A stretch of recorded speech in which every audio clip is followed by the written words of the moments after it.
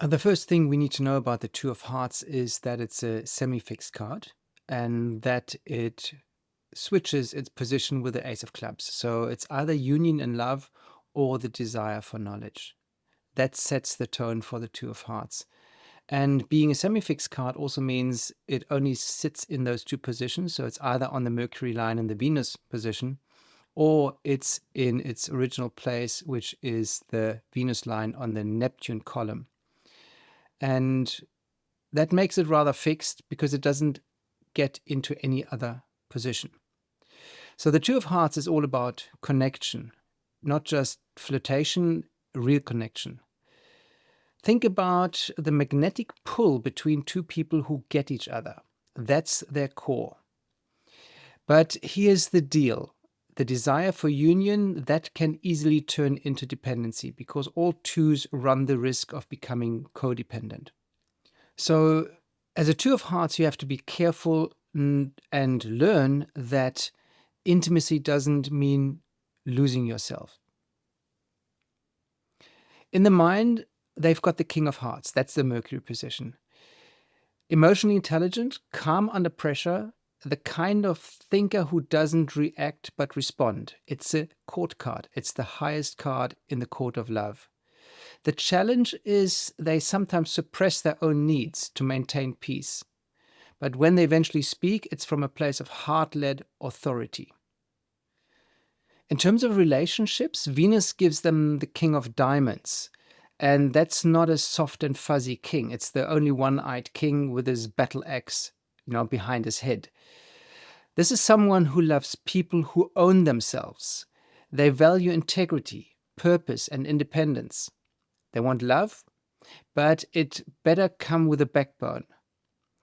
Because kings do not tolerate weak people. This isn't Hallmark romance. It's I see you and I respect you love. So for a Two of Hearts, it's always love from a position of respect. The way they deal with conflict is actually quite pleasant because Mars has handed them the Six of Hearts, so they're not exactly impulsive. They think about how their actions affect others. It's kind of karmic because all sixes are karma cards, or karmic cards rather.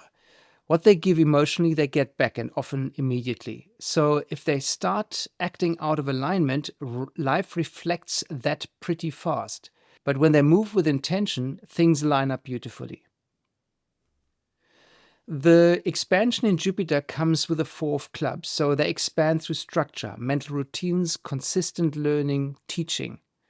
You have to give them a topic they love and some quiet space, and they'll turn it into wisdom. But there's always a risk of getting too rigid, and that's when they can lose their plot. They need to remember that logic is great, but they mustn't forget to feel. The life lessons come through Saturn. That's Saturn's job. And here we've got the Two of Diamonds. They get tested through partnerships where value exchange is a theme, because the Two of Diamonds is the wheeler-dealer card. It's, do I give too much? Do I undervalue myself? And these are really big questions. But when they start collaborating from clarity and self-worth, that's when they build powerful alliances. Now, here's where things get interesting. In the Uranus position, which is the realm of breakthroughs, disruptions, and higher truth, we've got the Jack of Spades. And this is no ordinary Jack. This is the one who sees through the illusion of the world and chooses to play the game differently. It's cunning, spiritual, sometimes a bit mysterious, but always strategic, because remember, it's a court card. For the Two of Hearts, a card so centered on connection and partnership and harmony, having this wildcard energy in Uranus is like getting handed a secret map to your next level self. You're not meant to follow tradition blindly. You're meant to invent something new, often in unexpected and disruptive ways. You might feel misunderstood sometimes as a Two of Hearts, or like the black sheep, especially when you're making choices others wouldn't. And that's something that Jacks often do, otherwise they wouldn't be Jacks. But the Jack of Spades doesn't rebel for attention, it rebels to evolve, because once again, Jacks are court cards and their next level is Queen and King. It challenges norms not out of defiance, but because it knows there's a deeper truth beyond appearances. So if the Two of Hearts feeling the itch to shake things up, just trust it.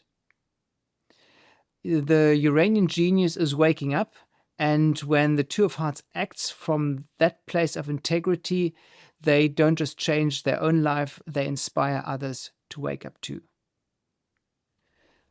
The dreams and illusions come through the Eight of Clubs. That's the Neptune card for the Two of Hearts. So laser focus in the dream world. They can obsess over an idea because the Eight of Clubs stands for fixed mind until it either turns into gold or it drives them nuts. The secret here is discernment. Not every thought is truth, so they need to be discerned all the time. But when they align their mind with their intuition, that's when magic happens. Last but not least, we've got Pluto as their transformational subject, lifelong transformation. It gives them the Six of Diamonds. That's deep. It's where they get challenged to really walk their talk because fairness, justice, reciprocity are their subjects, and those are practical subjects. It's not theoretical. Life puts them in situations where they have to live their values, and when they do, they become unshakable. The final thoughts on the Two of Hearts. It's a beautiful card, but it's not a simple one due to its semi-fixed nature and its connection to the other three fixed cards. Connection is their path and their test. If they can be whole with someone rather than because of someone, then they become unstoppable.